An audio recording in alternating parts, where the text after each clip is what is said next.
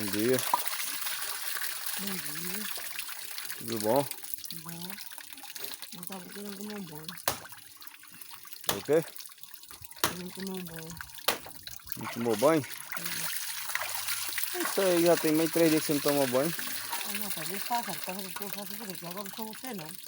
Oxe, tu tomou banho foi sexta-feira, né? Eu comecei essa turma, menino. Fedor debaixo da peste. Eu me botei o que eu fazer. Agora tu não Que tem fedor da porra é esse aí? Já amanhã eu na casa da minha mãe pra sentar pra tomar. Que fedor da porra é esse?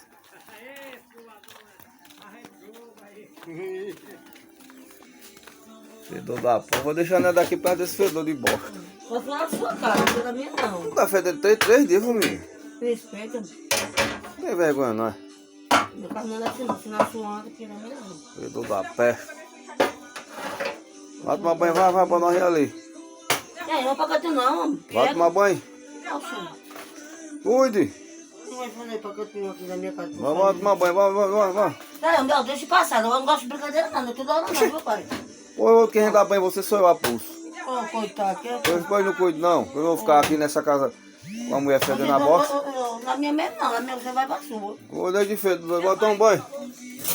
Menina, agora fala direito, menino. Se tu tá fazendo uma coisa, eu tô fazendo outra. Eu vou já te para, não vem falar comigo hoje não. Vem pra cá também. Abaixa um taco de perto de mim, tu vem pra cá, é. Que esse aqui é o quê? Vai tomar no cu, homem. Aí, ó. Dê a corra direito.